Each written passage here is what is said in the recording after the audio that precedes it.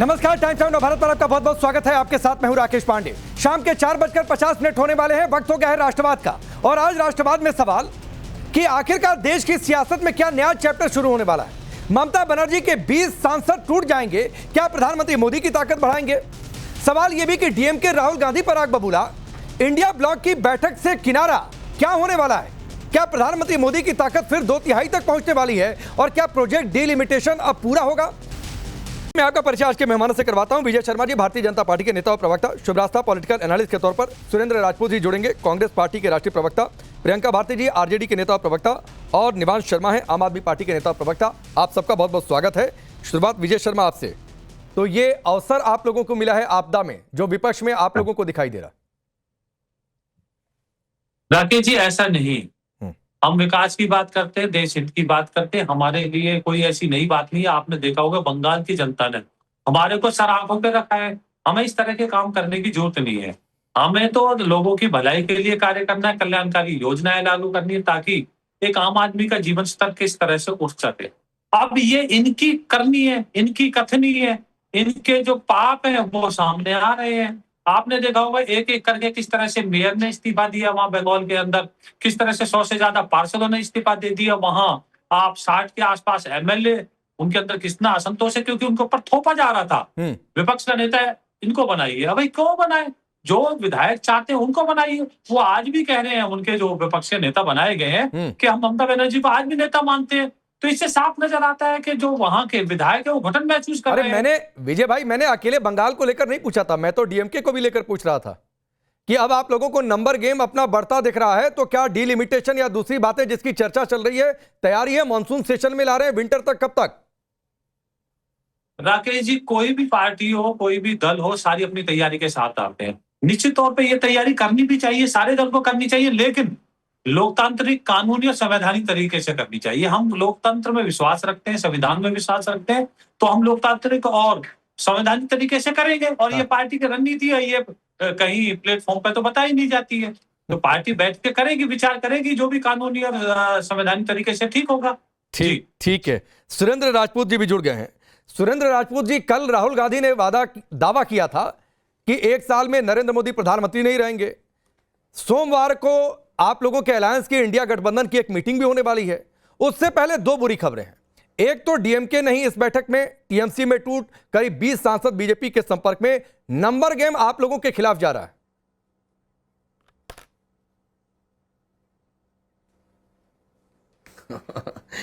राकेश भाई, एक बड़ा पुराना शेर था ना कि समंदर ये तेरी खामोशी कुछ और कहती है, मगर साहिल पे टूटी कश्तियां कुछ और कहती हैं।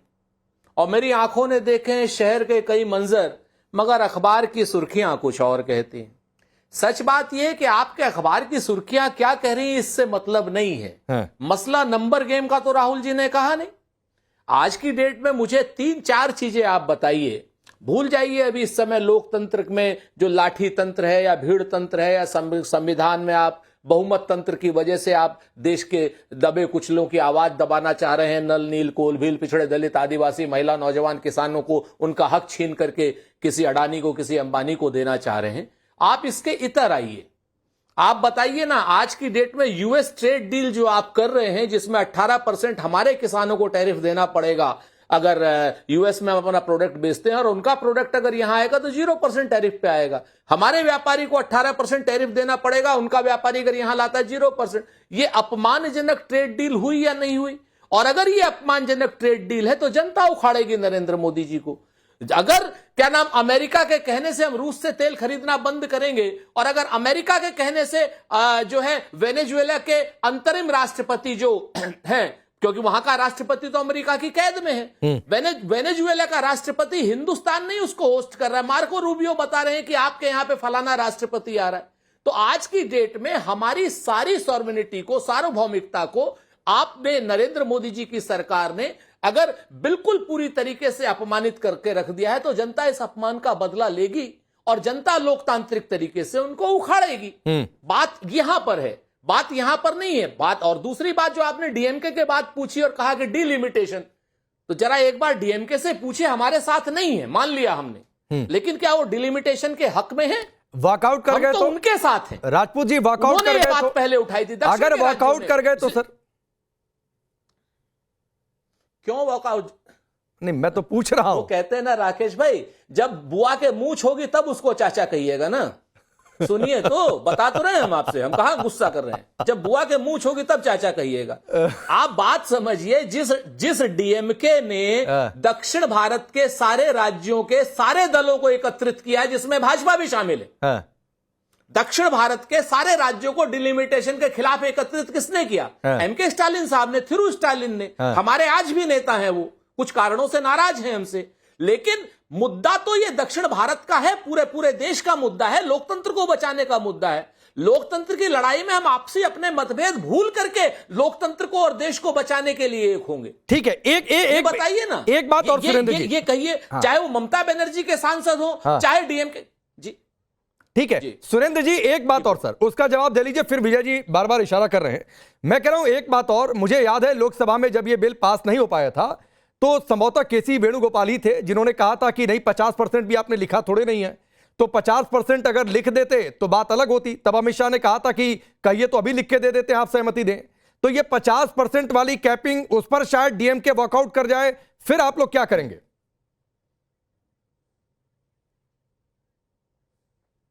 मैंने कहा ना आपसे कि अगर बिल्ली के भाग से छींका टूटने का इंतजार नरेंद्र मोदी जी कर रहे हैं तो गलत फहमी में है।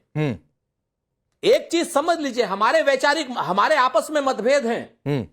हम तो कह सकते हैं कि नहीं, कोई अनबन नहीं है, मगर बस अब मन नहीं है, मैं अपने आप को सुलझा रहा हूं, तुझसे कोई उलझन नहीं है। हम लोकतंत्र को बचाने के लिए अपने मतभेदों को दरकिनार करके जो मुद्दा राष्ट्र का है, जो मुद्दा लोकतंत्र का है, उस मुद्दे पर तो एक रहेंगे ही रहेंगे विपक्षी दल, नंबर एक। और भारतीय जनता पार्टी के समर्थक दल भी हमारे साथ आएंगे, 2 नंबर। हम तो उल्टी बात कह रहे हैं, आप नंबर बढ़ाने की बात कर रहे हैं, इस बार लेकर आइए, आपके नंबर हम घटाएंगे, एक बात। और दूसरी बात, मैं आपने जो 50% की बात की, मैं आपको बड़ी छोटी सी एक गणित बताता हूं। उत्तर प्रदेश में 80 सीटें हैं, 80 का 50% बढ़ेगा तो 120 सीटें होंगी, ठीक। केरल में 20 सीटें हैं, ठीक। 80 और 20 का अंतर आता है 60 सीटों का, ठीक है ना। और अगर केरल में 20 की 50% बढ़ेंगी तो 30 सीटें हो जाएंगी, और उत्तर प्रदेश में 80 की 50% बढ़ेंगी तो 120 हो जाएंगी। 120 और 30 का अंतर कितने का होता है? 90 का। पहले 60 का अंतर, अब 90 का अंतर। यानी दक्षिण के राज्यों को नुकसान अगर कोई भी चीज करेगी तो दक्षिण के राज्य का कोई राजनीतिक दल होगा वो उसको सहन नहीं करेगा। ठीक है। दक्षिण के राज्य का कोई एमपी होगा, हाँ। वो उसको सहन नहीं करेगा, भले वो एमपी भाजपा का हो। ठीक है। अब विजय शर्मा जी जवाब दीजिए इसका, और यह भी बताइए कि एक तो इन्होंने यह भी कह दिया कि आप खुश हो रहे हैं कि कागज पर गठबंधन है, ये आप ही का नंबर गेम कम कर रहे हैं। राकेश जी, मुंगेरी लाल के सपने देखने में क्या दिक्कत है? कोई भी देख सकता है। ये तो 99 सीट जीतने के बाद में भी जश्न मना रहे थे, जबकि पूरे इंडी गठबंधन की जितनी सीटें आई थी उससे ज्यादा अकेली भाजपा की सीट जीती थी हमने।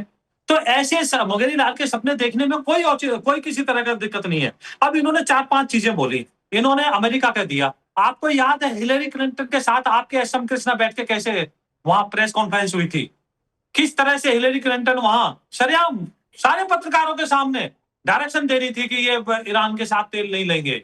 दूसरा मैं बता दूं, इन्होंने अभी बात की थी मतभेद। अरे डीएमके ने तो दूसरे दिन ही लिख के दे दिया था स्पीकर साहब को कि हमारी सीट भी अलग कर दो, लोकसभा में, विधानसभा, उसमें अपना राज्यसभा में। तो इससे ज्यादा क्या होगा जिस तरह से आपने धोखा देने का काम किया है। रही बात कि आप कितनी सीटें बढ़ेंगी नहीं बढ़ेंगी, ये तो अभी गर्व की बातें हैं, ये तो किंतु परंतु बातें, काल्पनिक बातों का क्या जवाब दिया जाए। अगर कोई लोकसभा से, राज्यसभा से कोई प्रस्ताव पास होता है तो हम करेंगे, ठीक है, विचार करेंगे, बात करेंगे, डिबेट करेंगे, बिल्कुल ठीक करेंगे।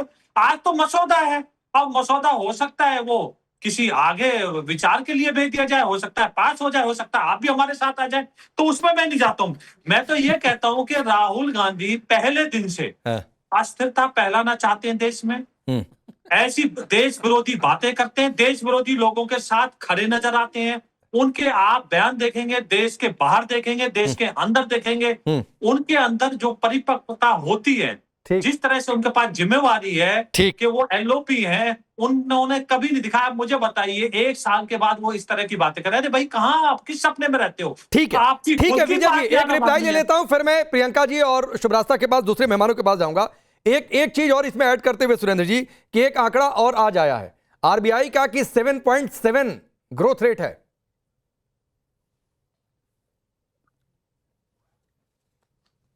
दोनों चीजों का जवाब देता हूं। पहले तो मैं जवाब दे दूं आपकी इसका, आपने जो कहा मुंगेरी लाल के हसीन सपने, तो अब हो सकता है मुंगेरी लाल के हसीन सपने जो है भाजपा वाले देख रहे हो, तो समय बताएगा। विजय जी बड़े अच्छे इंसान हैं, अच्छी बातें इन्होंने की। इन्होंने कम से कम वो थिथरई वाली बातें नहीं की, इन्होंने कुछ बातें बड़ी प्रैक्टिकल कही कि देखा जाएगा। आप कह रहे हैं कि साहब हिलेरी क्लिंटन के और पुराने जमाने में ये, तो अरे भाई पुराने जमाने में कुछ अगर कमियां थी तभी तो जनता ने आपको चुना। क्या पुराने जमाने की कमियों को शिखंडी बना करके अपनी और उससे बड़ी आप कमियां करेंगे, इसलिए आपको जनता ने चुना क्या? मान लीजिए पुराने जमाने में कोई डील गड़बड़ हुई, मान लीजिए, तो क्या आज का भारत जो सशक्त भारत है, जो नेतृत्व सशक्त करता है, तो उसको भी अधिकार दे दिया क्या कि वही कमियां करे आदमी? नहीं दिया ना। हमारा यह कहना है कि आप जिस चीज के लिए आए थे, जो चीज कह करके आप आए थे, मैं देश नहीं बिकने दूंगा, लाल लाल आंखें दिखाऊंगा चीन को। 20 जवान हमारे मार दिए उन्होंने, शहीद कर दिए 20 जवान, और आप जी जिनपिंग को चाय पिला रहे हैं, झूला झूला रहे हैं। शर्म नहीं आती है आपको? आप उनके साथ वहां पर फोटो खिंचवा रहे हैं, उनके यहां चीन में जाकर के, और उनसे व्यापार आप दुगना कर दे रहे हैं। हमारा $17 बिलियन का व्यापार उनको दे रहे हैं, वो 117 बिलियन का दे रहे हैं व्यापार। आपको शर्म नहीं आती इस बात को कहते हुए? ठीक, आपको शर्म नहीं आती? चीन लगातार पाकिस्तान को सपोर्ट कर रहा है, ऑनलाइन सपोर्ट कर रहा है, ऑपरेशन सिंदूर में लगातार सपोर्ट कर रहा है, और आप कह रहे हो कि उस चीन के साथ हम गलबहियां करेंगे, उसको विशेष अतिथि का दर्जा देंगे और उनके साथ डायरेक्ट फ्लाइट चालू करेंगे, दोबारा से व्यापार और दुगना करेंगे, ठीक है, और दुगना करेंगे। ठीक है, ठीक है। ये देश के लिए अपमान करने के लिए 5 सेकंड का जवाब लेना। और दूसरी बात, 5 सेकंड का जवाब लेना इसमें, 5 सेकंड का। राकेश जी, मैं तथ्य के आधार पर जवाब दूंगा। कीर्ति चिदम्बरम के खिलाफ केस चल रहा है, चाइनीज वीजा देने के लिए, चाइनीज लोगों के लिए जो हमारी नीति थी उसको पैसे लेकर, एक बार। दूसरा, 2008 में कांग्रेस पार्टी ने पैक्ट किया चाइना के साथ, बता दीजिए क्या आज तक सार्वजनिक नहीं किया। आप अमेरिका में जाके चाइना की प्रशंसा करते हो, जब डोकलाम में हमारी सेना, अरे भाई सुनिए, बीच में आप अंदर मादन ये सच बोलेगा, अरे चुप सुनिए, सच्चाई सुनिए। डोकलाम में हमारी सेना सीने से सीना मिला के खड़ी थी। आपके राहुल गांधी क्या कर रहे थे एम्बेसी में, बताइए आप मुझे। दूसरा, गलवान का आपने नाम लिया, अगर हमारे 20 जवान शहीद हुए थे, 43 जवान हमने चाइना के मारे, और ये रशियन रिपोर्ट, अमेरिकन रिपोर्ट, सारे देशों की रिपोर्ट मौजूद है। किस तरह से लाशें ढूंढते रहे, ये भारत बदलता हुआ भारत है। आपने अरुणाचल प्रदेश में भी देखा होगा, आपने एक इंटरव्यू किया, आपने बयान देखे होंगे कि हमने सीमा पे इसलिए सड़कें नहीं बनाई ताकि चाइना ना घुस जाए। ठीक है, मैं जरा बाकी मेहमानों को भी लाता हूं। ये गलवान वाली बातचीत बहुत बार हो गई है विजय जी, ठीक है, मैं जरा बाकी मेहमानों को लेकर आता हूं, फिर सुरेंद्र जी आता हूं। एक आंकड़ा और आ गया प्रियंका भारती जी कि ग्लोबल जीडीपी शेयर में 2060 तक चीन से आगे भारत निकल जाएगा, ऐसी आशाएं हैं। खैर, चीन की बातचीत आई थी इसलिए मैंने यह आंकड़ा कोट कर दिया, लेकिन फिर मैं बात वहीं पर लौट के आता हूं, ये नंबर गेम वाले पर। क्या गठबंधन विपक्ष का कमजोर हो रहा है? 8 तारीख को जितनी पहले ताकत थी वो नहीं दिखेगी? राकेश जी, हमारा इकोनॉमी तो फिर से स्लाइड करता ही जा रहा है, और साथ ही साथ मोदी जी के साथ जो इकोनॉमिक एडवाइजरी काउंसिल में काम कर चुके लोग, चाहे वो अरविंद सुब्रमण्यम हो, चाहे सुरजीत भल्ला हो, इसी नंबर्स की तो बात कर रहे हैं। वो तो यही कह रहे हैं, भले आप चुनाव जीत जा रहे हैं, लेकिन इकोनॉमिक गेम में देश को आपने पीछे ढकेल दिया है। ये तो उनके साथ जो काम किए लोग हैं वो सारी बातें रख रहे हैं, लेकिन जब नंबर्स की बात हो रही है तो आज एक बहुत बड़ा नंबर सामने आया है। 15 लाख करोड़ का नंबर सामने आया है राजेश एक्सपो का। प्रधानमंत्री जी कहीं भी जाते हैं तो वो कहते हैं कि मेरा यहाँ से पुराना नाता है। अब मैं उम्मीद करती हूँ प्रधानमंत्री जी ये भी कहेंगे कि राजेश मेहता से मेरा पुराना नाता है, जिसने 15 लाख करोड़ का घोटाला इस देश में किया है, सबसे बड़ा घोटाला। जितना किसी देश विदेश का एक साल का जीडीपी होता है, उतना घोटाला ये आदमी करके बैठा। पर सबसे चिंताजनक बात यह है कि उस कंपनी में LIC का पैसा लगा हुआ था। 10.8%, मतलब हजारों करोड़। तो जब स्टॉक मार्केट क्रैश हुए तो एलआईसी में लगा पैसा हजारों करोड़ डूबा है। वो किसका पैसा है? बचपन से सुनते आए, एलआईसी के साथ एक स्लोगन लगता था, जिंदगी के साथ भी, जिंदगी के बाद भी। अब ऐसा लग रहा है मोदी जी के साथ, मोदी जी के दोस्तों के साथ। तभी तो पूरा बर्बादी दिख रहा है। जब आप नंबर्स की बात कर रहे हैं तो नंबर्स, वहां तो स्टूडेंट्स के भी नंबर्स हैं। सीबीएसई स्टूडेंट्स के नंबर्स हैं 17 लाख, नीट स्टूडेंट्स के नंबर है 22 लाख, एसएससी स्टूडेंट्स के नंबर है 40 लाख, यूजीसी सीयूईटी के स्टूडेंट्स के नंबर है 16 लाख। ये सारे स्टूडेंट जिनके नंबर्स आप ढूंढ रहे हैं ना, सारे पेपर लीक से अफेक्टेड है, जिनके भविष्य गर्त में जा रहा है। तो ये नहीं डिसाइड कर पा रहे हैं आप छात्रों का मुद्दा उठाइए। नहीं, बहुत अच्छी बात है, आप छात्रों का मुद्दा उठाइए, पेपर लीक का मुद्दा उठाइए, अच्छी बात है। आप घोटाले का मुद्दा उठाइए, बहुत अच्छी बात है। लेकिन अपने वाले नंबरों पर काहे चुप हो जा रही हैं? उस पर भी तो बोलिए। बिहार चुनाव में फिर आपका कितना नंबर रहा? फिर अभी 8 तारीख को जो विपक्ष बैठेगा, बड़ी बैठक हो रही है राहुल गांधी के इनिशिएटिव के बाद, तो उसमें कितना नंबर रहेगा? राकेश पांडे जी, भी मालूम है आपको बिहार में का कि आप बोले आप अपने बारे में बात कीजिए। चलिए हम आपको बिहार की बात बताते हैं। हाँ। अभी बैलेट पेपर से चुनाव हुआ, हमारे एमएलसी जीते हैं बिहार में। अभी रिसेंट आपको बता रही है नंबर्स, पर फिर नंबर्स पर हम आपको लेकर के आते हैं। जिस दिल्ली में आप शो कर रहे हैं, हम बैठे हैं 21 लोगों का एक होटल में जलकर मौत हो गया, ये है नंबर्स। बिहार में कल के दिन मुजफ्फरपुर के प्राइवेट अस्पताल में 10 लोग जल करके मर गए, ये है नंबर्स। लेकिन उनका हेल्थ मिनिस्टर, जो हमारे बिहार के हेल्थ मिनिस्टर है, नीतीश जी के बेटे, बताऊं उन नंबर्स पे कोई जवाब आपको नहीं दिल्ली। दे रहे। अब देखिए, यही दिक्कत है, यही दिक्कत है कि आपको दिल्ली की आग दिखी, बिहार की आग दिखी, दिखनी भी चाहिए। ऐसा सिस्टम जिसमें आग लग जाए, लोग जलकर मर जाएं, हम सभी को दिखनी चाहिए। हम बिल्कुल दिखनी चाहिए। मैं आपकी बात से 100% सहमत हूं। लेकिन शुभ्रास्ता, फिर हैदराबाद की आग नहीं दिखती है। वहां पर भी एक कमर्शियल बिल्डिंग जल जलकर राख हो गई। कितना नुकसान हो गया, वहां की आग पर पट्टी बन जाती है। तो ये सेलेक्टिव नहीं है क्या? ठीक है, मैं प्रियंका जी आता हूं। सेलेक्टिव नहीं है। इसी राकेश जी, इसमें 5 सेकंड का जवाब लेना। नहीं, रुक जाइए विजय जी प्लीज, अभी 2 मेहमान बाकी हैं। माहौल है, ठीक है शुभ्रास्ता, इस सवाल का जवाब अभी भी प्रियंका भारती जी ने नहीं दिया कि विपक्ष के कागज पर कितने नंबर 8 तारीख को दिखेंगे। राकेश जी, मैं इतना ही कहना चाहती हूँ कि रीजनल पार्टीज एक अलग सुर में चलती हैं और राहुल गांधी एक अलग सुर में चलते हैं। ये जितने भी मुद्दे आपके यहाँ उठाए गए, चाहे वो कांग्रेस पार्टी के प्रवक्ता ने उठाई या बाकी लोगों ने भी जो भी उठाए, वो सही बात है, जमीन के मुद्दे हैं। लेकिन इस जमीन का मुद्दा उठाने के लिए विपक्षी एकता आपको दिखती है क्या? एक व्यक्ति अभी बढ़िया अंडमान निकोबार में जाकर के स्नॉर्केलिंग कर रहे हैं, तो तमाम चीजें कर रहे हैं। यहाँ निश्चित रूप से सीबीएसई के छात्रों को लेकर के आक्रोश होना चाहिए, नेताओं के मन में, सड़कों पे होना चाहिए। लेकिन ये जितने नौनिहाल हैं जो चांदी का चम्मच लेकर के मुंह में पैदा हुए, चाहे वो आपके बिहार के शहजादे हों या आपके दिल्ली के शहजादे हों, किसी को तो मैं नहीं देख रही कि सड़क पर छात्रों के साथ बैठे हुए हैं। भाई गर्मी है, एयर कंडीशन पॉलिटिक्स के बियॉन्ड आ करके मीडिया में बकबक कर देना, अगर यही राजनीति होती तो इनका ये हाल नहीं होता जो आज हुआ है। मैं ये कतई नहीं कह रही कि आप इस सरकार को, मौजूदा सरकार को, इनकी तमाम कमियों को लेकर के बरी कर दीजिए, बिल्कुल मत बरी कीजिए। लेकिन जिस तरीके से विपक्ष राजनीति करना चाह रहा है, वो चाहता है कि जो इंडिपेंडेंट एनालिस्ट है वो भी सवाल नहीं उठाए इनके ऊपर। क्यों नहीं उठाएंगे भाई? क्यों आप छात्रों के साथ नहीं है? कॉकरोच जनता पार्टी को लेकर के यहां बैठ करके मैं समर्थन है उनके साथ, क्यों नहीं है सड़कों पर? आप मुझे आप समझा दीजिए, राकेश जी आप समझा दीजिए, मैं मान जाऊं, आप वरिष्ठ पत्रकार रहे हैं। आज विपक्ष सड़कों पर किसी भी मुद्दे को लेकर के क्यों नहीं उतरता? वोट चोरी, वोट चोरी, वोट चोरी सुनते सुनते कान पक गए। मैं बिहार इलेक्शन से सुन रही हूं, एक विधानसभा नहीं है जहां पे चैलेंज किया हो, वहां की जो रीजनल पार्टी रही हो, चैलेंज किया हो कि आप इसमें दोबारा चुनाव करके दिखाइए। यहां से इतने हजार लाखों लोगों का नंबर, लाखों लोगों का वोट कट चुका है और हम खड़े होते हैं इनके पास। डीएमके की बात कर रहे थे सुरेंद्र राजपूत जी, लंबी चौड़ी बात की उन्होंने, एक लाइन में निपटाने की कोशिश की कि थोड़ा मन मुटाव चल रहा है। क्यों मन मुटाव चल रहा है भाई? रहे राहुल गांधी जो डीएमके के साथ चुनाव के पहले थे, चुनाव के बाद वो विजय के साथ खड़े होने जा रहे हैं। किस तरीके की राजनीति है? ठीक है, मैं दोनों लोगों से इस पर जवाब लेता हूं। जिनके अपने नेताओं को मंच से उठा करके फेंक दिया गया राहुल गांधी के द्वारा। ठीक है, आज विपक्षी एकता पर मैं क्यों नहीं सवाल पूछूं? हो सकता है मेरा मोह भंग हो गया हो भाजपा से, मैं किसी को वोट देना चाहती हूँ, ठीक है, किसको दूं? ठीक है, मैं इस पर जवाब लेता हूं, दोनों लोग से ले लेता हूं। निमान जी थोड़ा सा धैर्य रख लीजिए।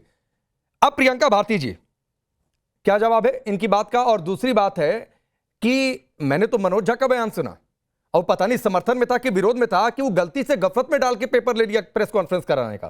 फिर सुरेंद्र जी आ रहा हूं तुरंत इसके बाद। राकेश जी, बहुत आसानी से किसी भी गंभीर मुद्दे को नाइव, छोटा, छिछला बना दिया जाता है। बहुत आसानी से अभी कह दिया गया घूमने फिरने चले गए अंडमान निकोबार। मालूम है कितने पेड़ कट रहे हैं? करोड़ों पेड़ कट रहे हैं। उसका बेनिफिट किसके अकाउंट में जाएगा? प्रधानमंत्री जी के मित्र के अकाउंट में जाएगा। कोरल रीफ्स को तबाह किया जाएगा, जो कार्बन को सिंक करते हैं, उसको खत्म करते हैं। इसके ऊपर तो इसको छिछला बनाने का प्रयास अगर ना करने, थोड़ी भी समझ होगी, एनवायरमेंट की समझ होगी, प्रकृति की समझ होगी और इससे क्या इंपैक्ट पड़ेगा इसकी समझ होगी, तो इसको खत्म करने की कोशिश ना की जाए। दूसरी बात कि अगर आप भाजपा से मोह भंग जो होने का जानवरों का चारा खाकर बैठे वो मुझे एनवायरमेंट पर ज्ञान दे रहे हैं। देखिए, जानवरों का चारा खा करके डकार नहीं लेने वाली पार्टी के प्रवक्ता मुझे ज्ञान देंगे कि एनवायरमेंट पे क्या होना चाहिए। ऐसी बात है ना राकेश जी कि मैं प्रियंका भारती के साथ और कंचना यादव के साथ टेलीविजन डिबेट में बैठती नहीं। आज कुछ कंफ्यूजन हुआ है, मुझे मालूम नहीं था। नहीं, ठीक है, बारी बारी से कर लेते हैं, बिना पर्सनल हुए, बिना नहीं पर्सनल नहीं होना। मैं आ जा रहा हूँ बीच में, कोई पर्सनल लाओ। मेरी आप दोनों लोगों से रिक्वेस्ट है, मेरी नहीं प्लीज, मेरी दोनों लोगों से रिक्वेस्ट है, कोई पर्सनल लाओ। बारी बारी से आप लोग बोल लीजिए प्लीज, कोई पर्सनल लो। मेरी आप लोगों से गुजारिश है, आप दोनों बहुत बढ़िया तरीके से अपनी बातें रखती हैं, कोई पर्सनल ना हो। मेरी आप दोनों लोगों से रिक्वेस्ट है। शुभ्रास्ता जी प्लीज, आप भी शांत होइए, प्रियंका जी आप भी शांत होइए प्लीज। ठीक है प्लीज, बदतमीजी बर्दाश्त नहीं करूंगी। जब ये बात नहीं कोई, मैं बिल्कुल अलाउ नहीं करूंगा। कोई मर्यादा पार करे, कोई सीमा पार करे, वो किसी भी पक्ष का हो, मैं बिल्कुल बर्दाश्त नहीं करूंगा, बिल्कुल बर्दाश्त नहीं करूंगा। 30 सेकंड और प्रियंका जी अपनी बात रखिए। राकेश जी, मर्यादा और सीमा पार करने का इतिहास प्रियंका जी मुद्दे पर आइए, मत बोलिए, छोड़ दीजिए, जाने दीजिए, मैं भी जाने देती हूँ। खैर, मुद्दे पर आते हैं। मुद्दा यही है कि अगर कोई इस देश का भला चाहता है तो इस सरकार से इस सवाल तो इतना जरूर उठाएगा कि जो पेपर लीक करवा रहे हैं, पेपर लीक करवाने में भाजपाइयों के नाम क्यों आ रहे हैं? अगर कोई देश का भला चाहता है तो ये सवाल जरूर उठाएगा कि अगर इतने लोग जल के मर जाते हैं तो अकाउंटेबिलिटी कहां जाती है, रिस्पॉन्सिबिलिटी कहां जाती है? क्यों नहीं है? विरोधी है क्या? विपक्ष क्यों नहीं है बच्चों के साथ? क्यों नहीं खड़ा है बच्चों के साथ सड़कों पर? भक्त हैं आप लोग? क्यों नहीं खड़ा है विपक्ष सड़कों पर? तेजस्वी यादव क्यों नहीं है सड़क पर? एसी गाड़ी से बाहर क्यों नहीं है? ठीक है, मैं आगे बढ़ता हूँ प्लीज। मैंने फिर कहा कि मैं बीच में आऊंगा।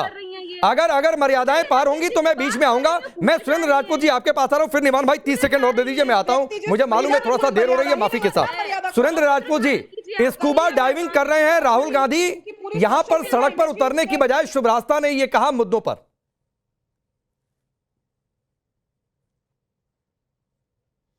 शुभ्रास्ता जी एक राइटर हैं, उनके साथ हैं अपना राम माधव जी के साथ में है, अपनी अच्छी बात है, अच्छा लिखती है, अच्छा बोलती है। अब लेकिन इन्हें शब्दों की चयन अच्छा करना चाहिए कि मीडिया में बकबक तो आप और हम सब कर रहे हैं। शुभ्रास्ता जी, दो चीजें हैं, दृष्टि ठीक कर सकते हैं, दृष्टि दोष नहीं ठीक कर सकते। दृष्टि दोष अगर हो जाए तो नहीं ठीक कर सकते। पूरे देश में एनएसयूआई, पूरे देश में यूथ कांग्रेस और मीडिया में जिस तरीके से श्री राहुल गांधी जी सीबीएसई के बच्चों से मिल रहे हैं, सीबीएसई के बच्चों को समर्थ को जिस तरीके से दिग्विजय सिंह जी उस कमेटी में लेकर के गए, सारा प्रेजेंटेशन ओएसएम के उसमें दिया, वो किसने किया? विपक्ष ने किया, सत्ता पक्ष ने तो किया नहीं। सत्ता पक्ष तो धर्मेंद्र प्रधान का इस्तीफा तक नहीं ले पा रहा है। पूरे देश में मध्य प्रदेश हो, राजस्थान हो, दिल्ली हो, किस जगह पर हमारा यूथ कांग्रेस और एनएसयूआई प्रदर्शन नहीं कर रहा है? लेकिन अगर नहीं मीडिया दिखा रहा है और आप नहीं देख पा रही हैं तो ये दुर्भाग्य है। दूसरी बात, पर्यावरण के लिए अगर कोई शख्स वहां पर जा रहा है, मूंगे की चट्टानों को बचाने के लिए जा रहा है, वहां के पेड़ों को बचाने के लिए जा रहे हैं और आपको वो अगर लेजर ट्रिप लग रही है तो ये आपका दृष्टि दोष है, इसमें मैं कुछ नहीं कर सकता बहन जी। सच बात यह है कि अगर आप मुद्दे को, अगर उनका 16 मिनट का आज मैं वीडियो आपको भेज देता हूं, अगर आपने शायद हो सकता है आपकी नजरों से रह गया हो, वो भेज देता हूं। अगर उसमें आपको कहीं लेजर ट्रिप लगे तब मुझे बताइएगा। अगर वो आपकी पर्यावरण की चिंता को, हमारे जनमानस की चिंता को, जिस दिल्ली में आप रहती है, जिस दिल्ली की एक्यूआई और जिस दिल्ली की जमुना को साफ करने के लिए, जिस दिल्ली के पहाड़ों, जो कूड़े के पहाड़ों को साफ करने के लिए, जिस दिल्ली की हवाइयों को साफ करने के लिए जो है मुहिम चला करके भाजपा सत्ता में आई थी, अगर वो साफ हो गई हो तो मैं राहुल गांधी जी की उस ट्रिप को मान लूंगा कि हो सकता है राहुल गांधी जी अगर कोई चीज, चाहे अरावली की पहाड़ियां बचाने की बात कर रहे हो और चाहे अंडमान निकोबार के पेड़ बचाने की बात कर रहे हो और चाहे वो हसदेव के जंगल बचाने की बात कर रहे हो, ठीक और है। वो सारी की सारी आता हूं चीजें शुभ्रा आपके सामने अगर नहीं आ पा रही है तो दुर्भाग्य तो है ही है जो मीडिया में वो हो रहा है। तो जितना जितना हम लोग काम कर रहे हैं वो जनता के सामने जनता समझ रही है। मुझे उम्मीद है कि आप अपना दृष्टि दोष जरूर ठीक करेंगे। ठीक है, मैं 30 सेकंड दे दीजिए शुभ्रा जी, आ रहा हूं। अच्छा है। निवान भाई ने और अभी तक बाकी नहीं मैंने बोला है, रही बात 20 मिनट हो भारत गया के है। लिए, एक तो मैंने टिप्पणी उनकी ले लूं, जी। वरना कहेंगे कि सारी नाइंसाफी मेरे साथ कर दी। निवान भाई माफी के साथ, मुझे मालूम है थोड़ा सा आज आपके साथ नाइंसाफी हो रही है। आप बस इतना बता दीजिए कि नंबर गेम में आप लोग कांग्रेस के साथ हैं, किसके साथ हैं? 8 तारीख को आप लोग कहां रहेंगे? देखिए, बहुत बहुत नमस्कार। और दो चीजों पे आप चर्चा कर रहे हैं, एक तो इकोनॉमी पे और एक अलायंस पे। मैं दोनों चीजों पे बहुत छोटा छोटा आपके सामने रखना चाहता हूँ। जहां तक इकोनॉमी की बात है, आप किसी भी देश के बड़े से बड़े इकोनॉमिस्ट से बात कर लीजिए, इस समय जो हमारे देश की कंडीशन है, इकोनॉमिक कंडीशन है, वो वर्स्ट एवर है। चाहे आप ट्रेड डेफिसिट की बात कर लीजिए, चाहे आप फॉरेन इन्वेस्टमेंट की बात कर लीजिए, चाहे आप इंटरनल ट्रेड की बात कर लीजिए, चाहे आप लोगों के ट्रस्ट की बात कर लीजिए, तीनों पैरामीटर्स पे पूरी तरह से भाजपा सरकार ने पानी फेर दिया हमारी अर्थव्यवस्था पे। आज हमारे देश में फॉरेन इन्वेस्टमेंट लोएस्ट है। 20 लाख करोड़ रुपए का नुकसान भारत को हो रहा है क्योंकि फॉरेन इन्वेस्टमेंट नहीं आ रही है, क्योंकि हमारे देश की अर्थव्यवस्था पे विश्वास नहीं है दुनिया को। आज हमारे देश के जो, आप फॉरेन इन्वेस्टर्स छोड़ दीजिए, हमारे देश के जो ट्रेडर्स हैं, हमारे देश के जो व्यापारी हैं, वो अपने देश से बाहर ले जाके पैसा इन्वेस्ट कर रहे हैं। 30 लाख से ज्यादा पासपोर्ट सरेंडर्स हो गए। ये सारे HNIs इंडिविजुअल्स हैं जो देश से पैसा जनरेट करते थे। तो देश के अर्थव्यवस्था का तो इन्होंने भंटा डार कर दिया है। ये आपको कोई भी इकोनॉमिस्ट बता देगा। दूसरी बात, जहां तक अलायंस की बात है, आपने भाजपा का अगर पूरा ही आज डिबेट सुन लिया होगा, आप भाजपा से कोई सवाल पूछ लीजिए, इनका एक ही जवाब है इनके पास, कांग्रेस के समय में ऐसा था, कांग्रेस के समय में ऐसा था। तो कांग्रेस एक ऐसी पार्टी है जो भाजपा के लिए बिल्कुल सॉफ्ट कॉर्नर पार्टी है, जो भाजपा के लिए बिल्कुल कंफर्टेबल पार्टी है, क्योंकि कांग्रेस की करनी ऐसी है, उन्होंने पास्ट में ऐसे कर्म कर रखे हैं जो भाजपा को कंफर्टेबल बनाते हैं। आप भाजपा से इनके फेलियर पे कोई भी बात कर लीजिए, इनके पास जवाब है कांग्रेस। तो देश में कैसे अलायंस की जरूरत है, जहां पे ये जो फेलियर पार्टी है और जो फेलियर नेताओं की पार्टी है, इनको एलिमिनेट करके दूसरी पार्टियां सामने आए जो देशभक्त पार्टी, जो भाजपा को वॉक ओवर ना देती हूं। मैं एक जवाब इस पर 30 सेकंड का विजय जी से लेता हूं। एक बात कहते हुए निमान भाई, आपने FDI की बातचीत की है, एक आंकड़ा ये भी दे देता हूं। ये फाइनेंशियल ईयर 2026 में ये गवर्नमेंट का ही आंकड़ा है कि 94.5 अरब डॉलर का ऐतिहासिक निवेश आया है। अब ये आंकड़े गलत साबित करने के लिए आपके पास कोई फैक्ट है तो भविष्य में मैं जरूर चाहूंगा कि आप सामने रखिएगा। विजय शर्मा जी रिप्लाई कर दीजिए 30 सेकंड में। राकेश जी सिर्फ 10 सेकंड। हाँ बोलिए। आप ये देख लीजिए कि इन्होंने ये कहा था कि हम विदेश से पैसा लाएंगे, हमारे देश में 35,000 करोड़ रुपए स्विस बैंकों में बढ़ गया। अब नहीं, अब ये मुद्दे से मत भागिए। अभी निवान भाई, आपने थोड़ी देर पहले FDI की बातचीत की, अब आप काले धन पर चले गए, एक आंकड़ा सामने रखा, या तो वो आंकड़ा गलत साबित कर देते, मुझे लगा शायद आप 10 सेकंड उसके लिए ले रहे हैं। दोनों नहीं, मुझे लगा नहीं, FDI आना और काला धन वापस लेकर आना दोनों अलग अलग बातें हैं, दोनों एक नहीं हो सकता है। ठीक है सर, विजय जी 30 सेकंड। ठीक है सर, ठीक है विजय जी 30 सेकंड। कम हो गया 20 लाख करोड़ रुपए। अब सुन लीजिए। ठीक है राकेश जी, लास्ट बात क्या, अब सुन लीजिए। निवान जी सुन लीजिए, धैर्यपूर्वक सुन लीजिए। आपको मैंने सुना था, सुन लीजिए। अरे सुन लीजिए कहना चाहता हूँ, कांग्रेस जो है, देखिए राकेश जी, कांग्रेस को सुना दिया, मैं जवाब लूंगा। विजय जी ने इशारा किया, सुरेंद्र जी जवाब देंगे उस पर, रुक जाइए। हाँ सुनो। हाँ, देखिए राकेश जी, दो आंकड़े में पेश करूंगा। हाँ। आज भारत के पास विश्व का चौथा फॉरेन रिजर्व है, और जब ये कांग्रेस पार्टी गई थी 2014 में, जब 300 अरब डॉलर के आसपास फॉरेन रिजर्व छोड़ के गई थी, आज हमारे पास 700 अरब डॉलर के आसपास है, और ये 735 अरब डॉलर तक पहुंच गया था। तो इससे अंदाजा लगा लीजिए, हाथ कंगन को आरसी क्या और पढ़े लिखे को फारसी क्या। तो इस चीज से ये मुकर नहीं सकते, भाग नहीं सकते, लेकिन इनकी आदत है इस तरह की बातें करना और बेकार की बातें। ठीक है विजय भाई, थोड़ा सा वक्त कम है, मैं आपको रोकता हूं। सर, उसी फॉरेन रिजर्व पर प्रेशर पड़ रहा था, तभी तो अपील की गई कि तेल कम खर्चा करिए, तभी तो अपील की गई कि कारपूलिंग करिए, तभी तो सारी बातें हुई ना सर। दबाव पड़ रहा था ना विजय जी। राकेश जी, तो सर ये बातचीत बाद में होगी। शिवराज साहब कुछ कहना चाह रही थी, 30 सेकंड, फिर सुरेंद्र जी आ रहा हूं।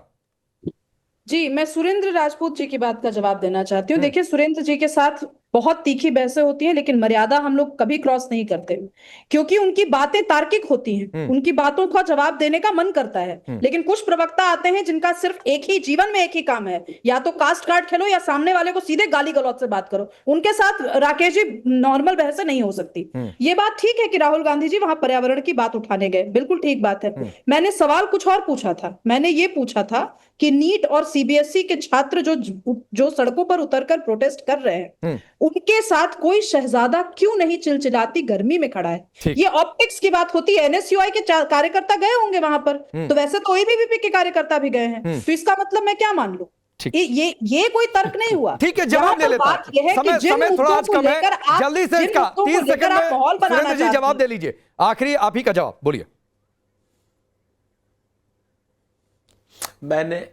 मैंने फिर से वही कहा शुभरास्ता जी से कि शुभरास्ता जी, आप थोड़ा सा आंख खोल करके देखिए तो आपको दिखाई देगा कि राहुल गांधी जी ने के ही प्रयासों से नीट का और राहुल गांधी जी के ही प्रयासों से सीबीएसई का जो मसला हल होने की तरफ है, वो आज अगर कोई भाजपा का मंत्री कोई बेशरम हो गया है और अगर प्रधानमंत्री बिल्कुल थेथरई पे उतर आए हैं, उनका इस्तीफा नहीं ले रहे हैं, तो हम अपनी तरफ से उनको संसदीय कमेटी तक में बच्चों को लेकर के आ रहे हैं। काम इंपॉर्टेंट है और बाकी सड़क पर हमारा कार्यकर्ता उतरा हुआ है।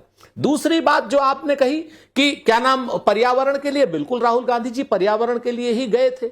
यहां पर मुद्दे उठाने चाहिए वो जो आज देश की आत्मा का विषय, चाहे वो नीट का हो, चाहे वो क्या नाम सीबीएसई का हो, चाहे वो अपमानजनक ट्रेड डील का हो। मुझे आश्चर्य है, मैं मतलब इस बहस में श्री राम आप सबको रोकता हूं, माफी के साथ, वक्त आज इतना ही है, थोड़ा सा कम है। आप सबका बहुत बहुत शुक्रिया।